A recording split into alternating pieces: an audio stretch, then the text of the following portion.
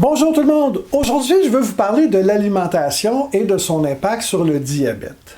Si je vous demande, est-ce que vous êtes à la course aujourd'hui dans la vie moderne? Ben oui, vous allez me dire. Et ce rythme de vie effréné va nous amener à chercher des solutions pour sauver du temps dans nos horaires un peu fous et surchargés. Alors, le domaine de l'alimentation a vu une opportunité incroyable parce que c'est plus facile que jamais de trouver des aliments qui sont préparés, qui vont répondre à notre besoin de sauver du temps. Mais ces aliments transformés-là vont souvent être riches en sucre ajouté, en gras, saturés, en sel et surtout en calories vides. Et qu'est-ce qu'on veut faire après une grosse journée bien remplie et stressante? On veut tout simplement relaxer et on va mener une vie sédentaire en regardant la télévision, entre autres, sur notre divan, bien confortable. Malheureusement, tout ça a un impact sur l'augmentation du diabète et ce pour beaucoup de gens. Alors, si on parle maintenant des sucres ajoutés, alors comme je viens de le mentionner, l'alimentation d'aujourd'hui est souvent très riche en sucres ajoutés. On va les retrouver dans plein d'aliments. Entre autres, ce qui est très populaire, les boissons sucrées, les boissons gazeuses, les desserts, les snacks qui vont être transformés, et ça, dans beaucoup de produits préemballés.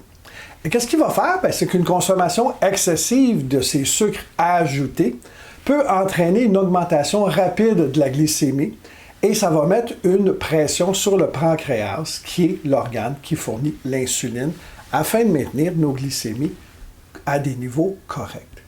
Donc, avec le temps, ces mauvaises habitudes-là peuvent contribuer au développement du diabète de type 2 chez les personnes qui sont prédisposées. Mais il n'y a pas que le sucre qui a une haute teneur élevée. On a aussi les gras saturés et les calories vides. Les aliments transformés, les repas rapides typiques de notre alimentation moderne sont souvent riches en gras saturés et en calories vides. Et en plein d'autres ingrédients qui sont nocifs pour la santé. Alors, la consommation excessive de ces aliments peut contribuer à l'obésité, à l'accumulation de graisse abdominale, et ce sont deux facteurs de risque très importants pour le diabète de type 2. On a tous entendu parler des fibres, comment les fibres sont importantes dans notre alimentation. Mais pourtant, pour avoir cette alimentation optimale-là, l'alimentation, on va tendre à briser les éléments et enlever les fibres, et etc., pour que ça se fasse cuire plus rapidement. On va perdre des minéraux, des vitamines, des nutriments essentiels qui sont naturellement éliminés pour amener les aliments à cuisson rapide. Tout ça va entraîner des pics de glycémie qui vont contribuer avec le temps à empirer la résistance à l'insuline. Est-ce qu'on a à parler des portions qui sont surdimensionnées ou de la surconsommation alimentaire? Comme nos aliments sont pauvres en nutriments, l'alimentation d'aujourd'hui va souvent nous amener à une surconsommation qui va être riche en calories, en particulier par des grosses assiettes dans les restaurants ou les chaînes de restauration rapide. Pourquoi? Parce qu'on veut être plein, on veut se sentir nourri. Mais cette surconsommation-là va amener un excédent de poids qui est un des facteurs de risque du diabète de type 2.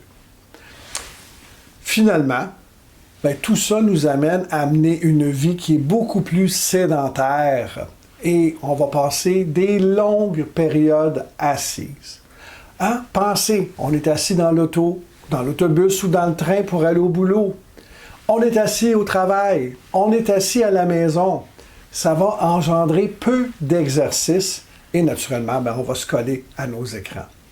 Tout ça, le fait d'avoir des aliments plus riches en sucre, plus de gras, plus de sel, etc., et moins riches en fibres, ben, ça crée des problématiques sur le métabolisme du corps.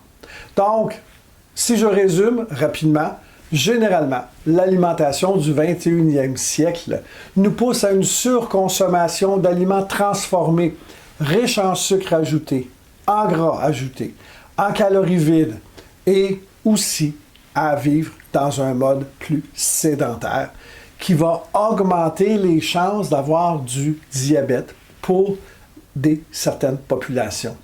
Et toute cette tendance-là, ben, on veut limiter ça en ayant une alimentation équilibrée avec des fruits, des légumes, des protéines qui sont plus maigres et naturellement un mode de vie actif. Voilà pourquoi je veux vous sensibiliser aux effets néfastes de l'alimentation moderne sur la santé métabolique, sur la santé de votre corps.